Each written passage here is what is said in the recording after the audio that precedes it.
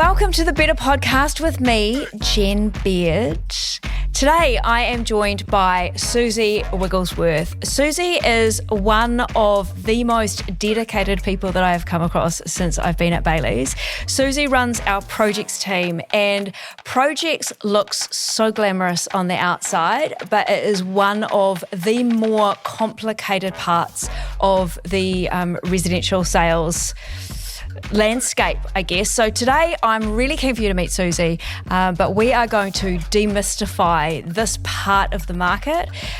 We are talking about this in the middle of 2026, and the market is in a certain place. It has not been easy for projects. So we're going to talk about projects going really well, and we're also going to talk about what happens when they don't go so well. So welcome to the podcast, Suzie. Thanks, Jen. Great to be here. Fantastic. So let's start at the beginning. Maybe not the beginning, but let's talk about your career. How did you end up in real estate, and how did you end up in projects?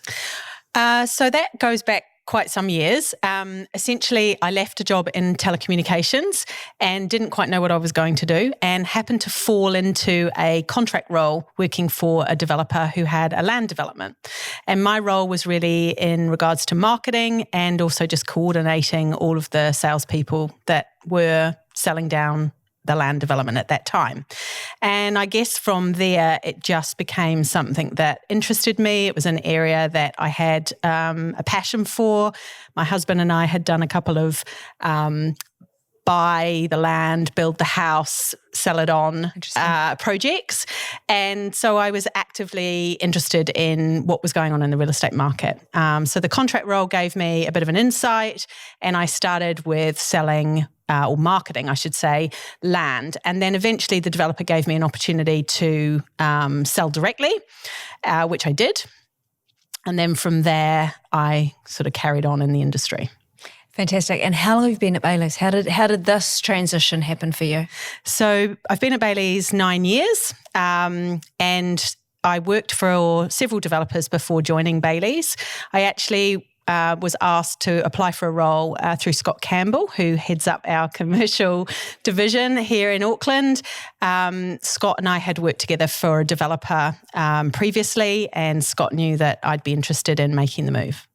And I think that these are the wonderful ways in which careers move, right? You know, you have a job and you meet all of these interesting people and those relationships, and you do a good job for that client or, within those relationships that you're building in one job. And those are the things that open doors to the next thing, right? Yeah, absolutely. I mean, my background is marketing. And so I guess when I added another feather to the bow with sales and then was able to combine both of those, that's kind of what led me down the path in real estate. Further to that, I did work for a number of developers, but always only on one type of typology. So it was either land, or it was either just an apartment building or just a terraced home development. So to actually come to Bayleys and be across multiple projects, multiple typologies, and having multiple conversations at the same time is what really excited me about the industry. Interesting. Was there ever a moment or a particular project where you were like, yeah, absolutely, I'm so into this. This is how I'm going to make my career. There was. So I often talk about a project called Lakeside, which is in Te Kōwhara. And that was the first time that I met one of Bayleys' key clients, Winton. And it was actually in the very first week that I started at Bayleys, and Johnny Sinclair and I jumped in a car and drove down to have a look at what I thought was going to be a development that was well underway. When I got there, it was just a field full of cows. The developer had recently purchased the land, and we stood at the top of the hill, and they talked to us about their vision of creating 3,500 homes as well as a commercial centre in literally the middle of nowhere.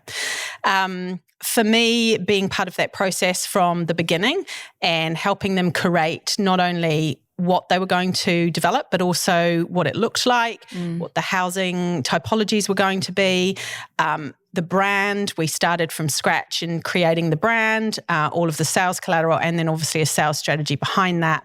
And we launched with 5 show homes, again in the middle of a paddock.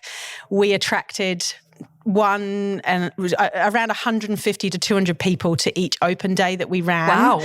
And off the back of that, we sold a bunch of homes. And interestingly, Jimmy Allen, who had worked with Winter for some time down in the South Island, gave us a lot of insights as to how to begin. That project, to this day, remains my favourite project. That's fantastic. And actually, this is a great way to start too, because I think that so often agents look at the very end stage of a project when there is either, there's a showroom or, fully formed designs to sell off the plans, or better still, the development is actually either underway or fully complete. And they're like, yeah, great, give me the product, I'm going to sell it.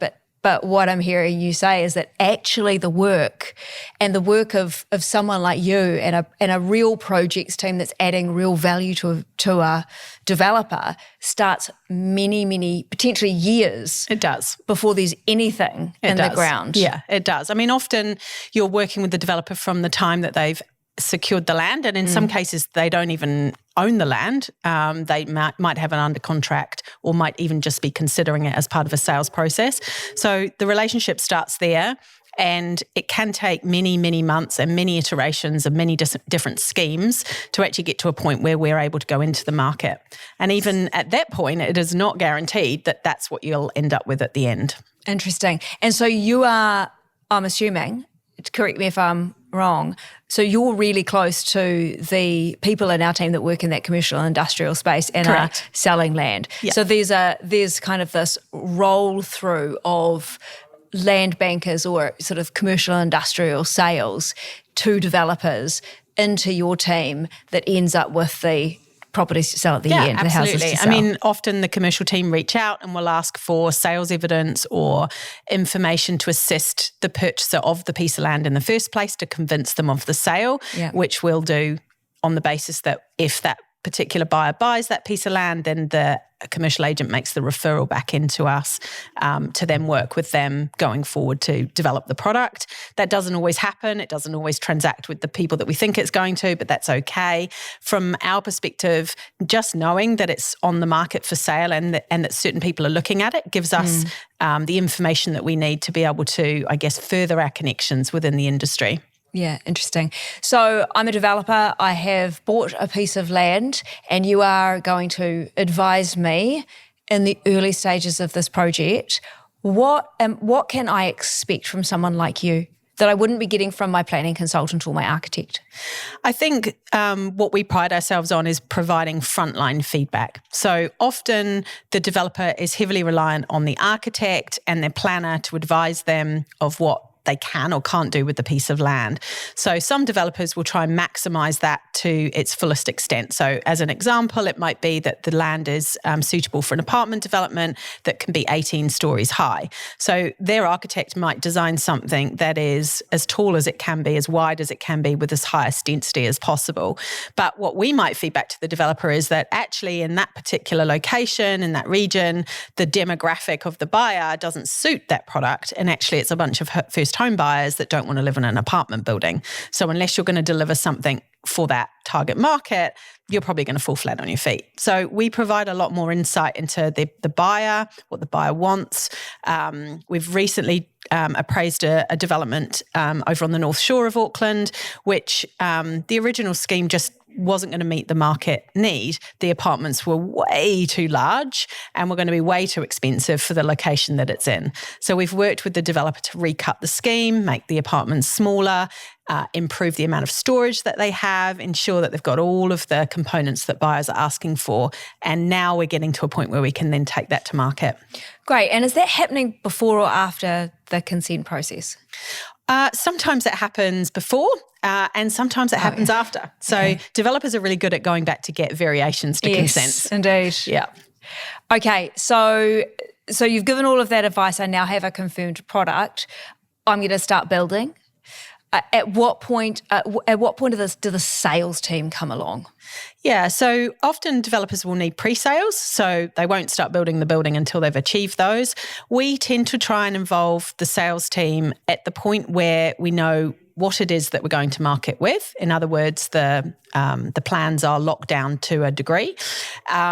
And kind of at the beginning of that creation of the sales collateral, so whether it be the naming, the branding, the positioning of the product, the brochure and so on, we like to involve the salespeople quite early on in that process, because it means that by the time we get to market, they're fully educated on what it is, and any objections or any feedback they might have has been incorporated.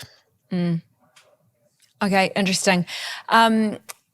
So we have had several periods of time, in Auckland in particular, where new developments, apartment developments, townhouse developments have gone absolute gangbusters. And it felt like there were cranes all over the city. Things were going up. People were, buying off the plans, and it was going really well.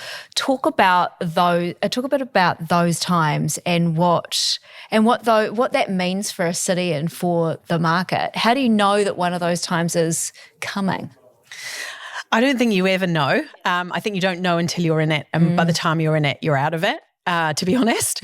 In all of the years that I've been involved in projects, I can't actually say that it's ever been an easy year. It is never easy. Selling off the plan, selling something that's not yet built, trying to forecast what the market needs years in advance of actually being in the market is actually really challenging, particularly when worldwide events are thrown at you. So I don't think any year has ever been easy, but when sales are going well, it is obviously a lot easier to be involved in the industry. But it can turn on a dime. And when it does, being able to have strategies to be able to pivot is really important. And sometimes those strategies aren't necessarily to the benefit of a salesperson, because it might actually mean that the best thing to do is to take the product off the market, as an example, or it might be that it requires a redesign. So it's sometimes really hard to make those calls in a market that was going well, that maybe then suddenly pivots. Can we talk a bit about timeframes? If you think about from somebody buys a piece of land and starts working on whatever they're going to build on that, the timeframe between that happening and the product coming to market for pre-sales, how long does that, I'm going to say normally take, you're going to say how long is a piece of string? I think in the perfect world. I think in the perfect world, you'd be looking at 6 to 9 months from woe to go. Yeah. In reality, it's often a lot longer than that. It's also fair to say that we have a lot of developers contact us when they are ready to go. So without having contacted us at all along the process. So, but for most part, developers who've acquired the land, started to work up a scheme as to what that looks like, I would say 6 to 9 months is the sort of ideal time frame. And is there a standard amount of pre-sales that developers need at the moment, or is it just vastly different depending on their funding structures? It is a little bit different depending on their funding structures. A lot of them are, funded enough to be able to get going without those pre-sales. It's really just more of a confidence play that they need. But anybody that doesn't have the capital to start construction straight away ultimately will need a minimum of 50% pre-sales, possibly 70% depending on the lender. And so that first 50% of buyers are essentially hoping they're going to buy this thing off the plan, hoping that enough other people also want to live in this building or this subdivision to make this a viable project so that it actually does get built. It has been a really challenging economy in New Zealand for some time, and I know that there have been, a number of developments that have not got to that point. Talk about what happens then. What is the impact for that buyer? Where does that leave them? And what does that mean for a salesperson? Because we're talking now about salespeople who have worked on this project for 6 to 9, 12 months. How are they getting paid for that time, dare I ask? So ultimately it boils down to the commercial terms that you can negotiate with the developer up front, and we pride ourselves on having pretty strong commercial terms to enable our people to get paid for the work that they do. That said, it's a minimum of 9 months of work before you'll even do anything, and you may not have even made a sale at that point. So we do a lot of that hard work on behalf of our salespeople up front to then enable them to focus on what they do best, which is dealing with buyers and vendors and talking to people and making sales, as opposed to being held up in meetings with architects and planners. So I think that's probably the first thing. But there's a real risk that you get involved with a developer that doesn't have a good track record or doesn't necessarily have a strong funder behind them or the capital to be able to see it through. There are many, many challenges along the way. And if you're not aware of, I guess, what those risks are up front, then you could find that it's a wasted effort. Yeah. As a purchaser, we always make sure that we explain what the risks are to buyers and buying off the plan. Ultimately, we encourage all of our developers to have a sunset clause in their agreement, which enables the purchaser to cancel the contract for non-delivery within a certain time frame. It is a risk, but for most part, I think developers are now acutely aware of just how much damage has been done in the market. And as a result of that, they are trying to reduce those timelines as best they can by advancing their construction, even though they haven't necessarily achieved all of the pre-sales that they require. Do you mean that buyers are really wary of buying off the plan because we've been through a cycle where there's been a series of high-profile failures, and those buyers have lost out? Certainly in the apartment market, yes. Not so much in the townhouse environment because the time frame for construction is a lot shorter. It's more like 6 to 12 months as opposed to 18 to 36 months. And I think that you can, if you've got a couple of blocks of townhouses, you can build half a block of townhouses. You can't build half an apartment building. That's right. Yeah, absolutely. But it also boils down to experience. A lot of the developments we've had in Auckland have been targeted at first home buyers. And so I would say that over the course of the last few years, first home buyers have become really savvy with buying off the plan. They're good at researching. They're good at understanding all of the facts that are put in front of them. And for most part, they are, engaging well with that type of product. But the older generation haven't necessarily had the time to get up to speed with the new technologies that are available to explore a lot of that. And so they're quite nervous about buying off the plan and continue to be so. That is really interesting. So can we talk a bit about what, in today's market, what is it that buyers want? What is going well? What, from an off-the-plans perspective, what is attractive to buyers at the moment? Yeah, sure. So I think livability is the key word. I think we've done a really good job of increasing the quality of new homes that are being built. The specification of those homes continues to rise, which is great. It's all quite, on quite an even playing field now. But the livability of these homes hasn't been really addressed. And so over a period of time, with townhouses as an example, we've seen the floor plates shrink to ensure that they become more affordable, from sort of 6 metre wide homes with spacious living areas and plenty of room to put your furniture and artwork on the wall, to 4 metre wide homes, which you can barely swing a cat in the living room. And I think that buyers have started to acknowledge that they actually need more than that. In the apartment market, we're no longer delivering buildings that are just a block of apartments. We're starting to deliver community spaces and additional value add to the residents that live within the building that allow them to interact with each other as part of that community. So I think, the feeling has really changed. The attitude from developers has really changed towards that. In terms of things going forward, buyers still need more storage. And more car parking. We always need more storage. Doesn't matter how big your house is, right? You just fill up the cupboards. Exactly. We have forgotten a little bit along the way that people still have bikes and golf clubs and suitcases and things that they don't necessarily want to put in a wardrobe that they need to store somewhere. And we also still love to drive cars here in New Zealand. And so despite us doing our best in the public transport arena, people still want car park spaces or garaging with their homes. Yeah, look, I know that there was a really big push a few years ago to enable development without on-site parking. And in many cities across New Zealand, there is a lot of that, and it kind of caused havoc on berms everywhere. It did. And still does. So you're telling me that sort of thing is really it's not attractive to people? No, and I think we've seen some developers start to address that, particularly in the terraced home environment. We've started to see people deliver terraced home master plan developments with a basement. So the car parking is actually underneath and the homes are on top, which means that the podium allows people to still interact, to have nicely landscaped gardens without the cars being parked all over the berm in front of their homes. So we've seen people definitely really start to address that. Does that add a massive amount to the cost of the build? I think it depends on the location of the development. Of course. And whether they can go down. Okay, if there was one thing that you wish that developers did differently, what would you love them to do differently? Think more about, do less, I think it's not necessarily developers, but it's all of the people that contribute to a development to make it successful. And I think the biggest mistake that people make is not thinking about the end user early enough in the process.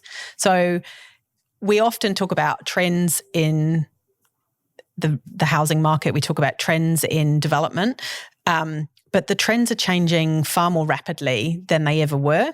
And so really being conscious about who is going to buy these homes, who is going to live in these homes is a really good place to start. And I think when we get that right, then the rest follows. Yeah, that's interesting. Can we talk a little bit about those trends? Are we talking about more people working from home or intergenerational living, or all of that? Yeah, absolutely, all of that. I mean, if the home that you're targeting is for, so say for example that it is in an area where maybe it's a student that's going to be residing in the home. They might not necessarily own the home, but they're going to be the one that lives in the home. What are the habits of students? What do students like to do? They don't necessarily like to live on their own. They like to live in groups. They like to flat in large numbers. Yeah. They like to cook for large numbers. So thinking about their habits and the way in which they use their end product, I think is key. If you think about, the work from home scenario. So, do we need to create extra rooms called studies within houses, or actually has the technology enabled us to actually work anywhere from within our home, regardless of having a dedicated room?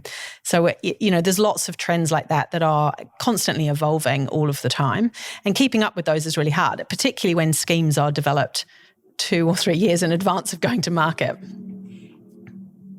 Yeah, and so that time frame is really key, isn't it? And if something changes in that time, how willing or able are developers to adapt to a fast change? Yeah, so the good ones are definitely capable of adapting. And a really good example to that might be that they've developed a townhouse development. They've worked up a scheme. Maybe they are larger townhouses, so they're meeting the need of livability. They're nicely designed, they're nicely specified, but maybe they haven't actually put any lifts into these homes. And maybe what they realise is that their market is an ageing demographic, that older people don't want to they do want to future-proof their homes. So how can they adapt those homes to enable lifts to be put in the homes, or future-proof them so that the buyer can put a lift in at some point when they're ready to? And so we're now starting to see people thinking about that in their initial design, or adapt a design to enable that.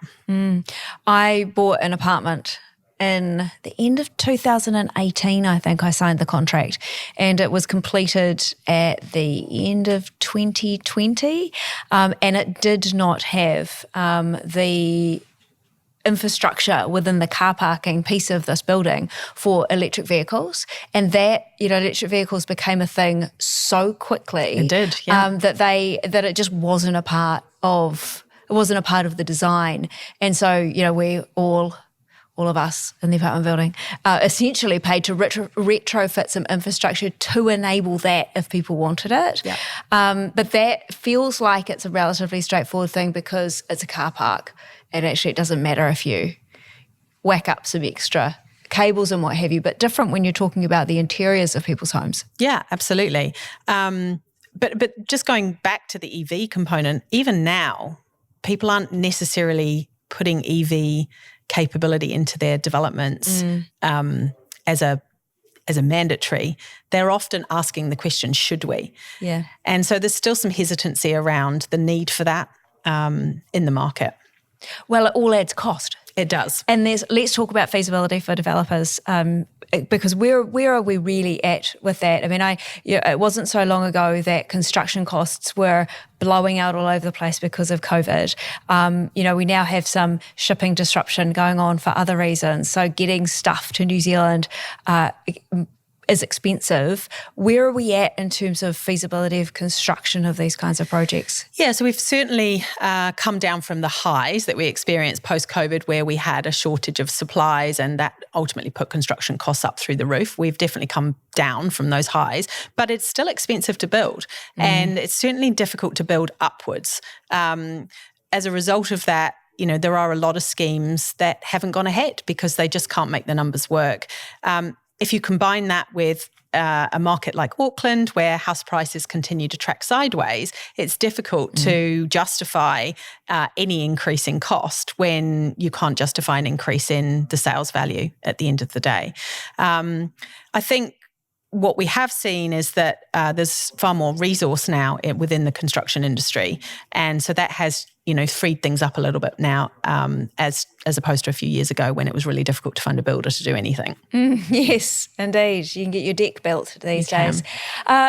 Right, I'm a salesperson and I am a residential salesperson. I sell family homes in the suburbs, but I am really keen to move into this project space. What do I need to learn in order to be good at this? Where are the gaps in my knowledge as a successful and well-versed real estate agent?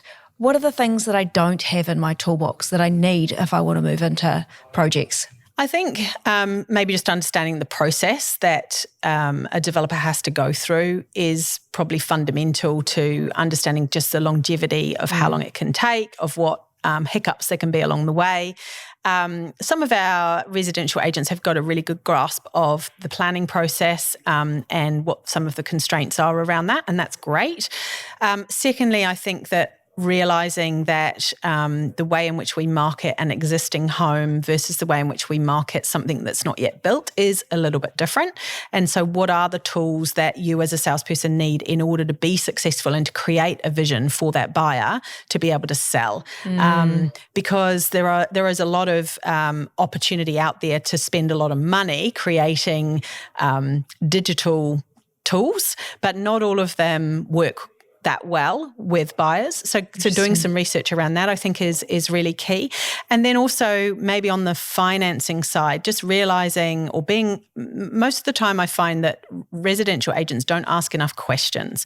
So they might have got a great rapport with the developer themselves, but they may not necessarily have established who the funder is in the background or who's putting the capital in behind, who owns the land or doesn't own the land as such. Often developers don't settle the land immediately, but will go to market on the basis of an unconditional contract on a piece of land. So just understanding some of the risks behind that, I think is really key. So you have a really full picture before you begin. Okay, so I have managed my developer really well, my developer friend. I have now listed this property. It is going to market. What do I need to know or do differently as a residential real estate agent through that sales process? How is dealing with the buyer different? I think really realising that the buyer is going to have some different type of questions in relation to the purchase is quite key. So a sale and purchase agreement for a off-plan development is very different to a standard sale and purchase agreement that you would use for a home. And so often the developer provides that to the salesperson, and it often has a lot of further terms of sale in there. Making sure that you understand how that contract is written and what those clauses mean is key, because the buyer is going to eventually ask you a question that relates to that. An example of that might be, what happens if I buy this home and the kitchen that's specified is no longer available and the developer changes it? What happens? Being able to answer that is quite key. What happens if you've indicated that this apartment is going to be 85 square metres, but when I actually settle the apartment, it's only 80 square metres?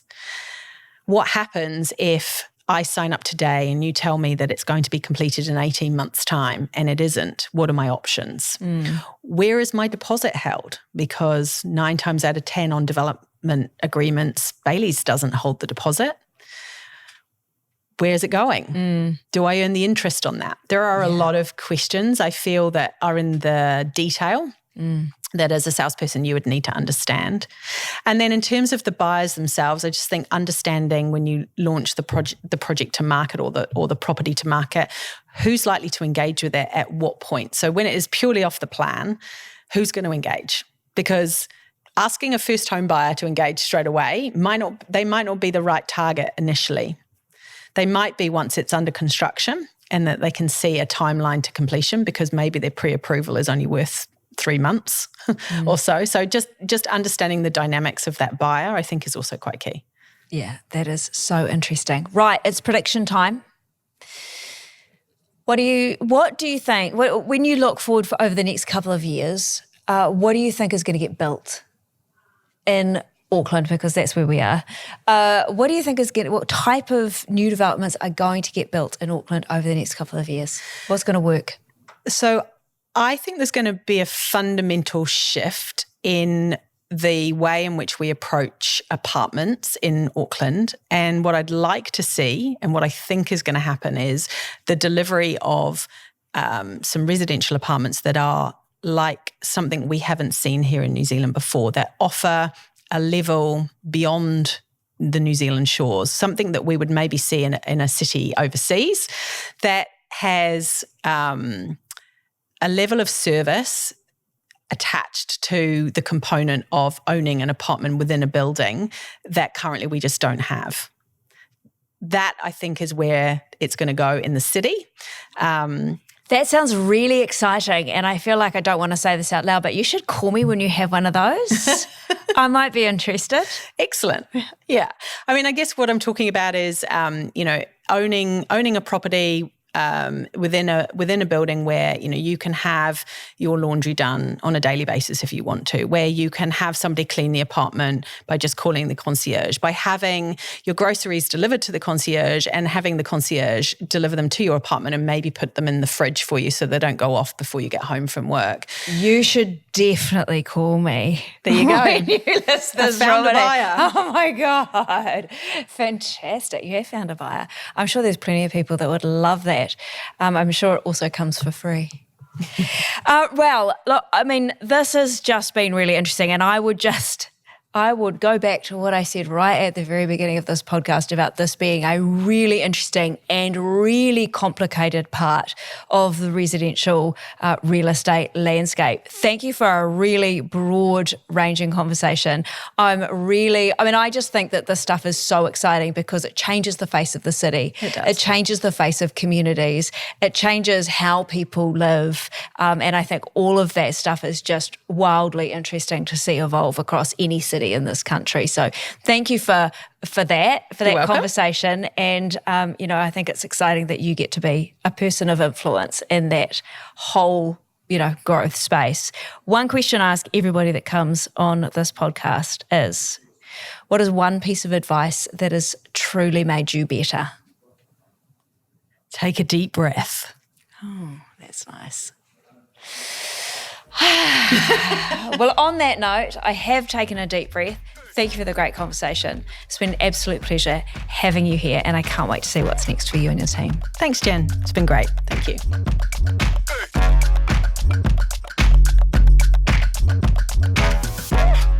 Thanks for getting all the way to the end of the Better Podcast with me, Jen Baird, and Bayleys.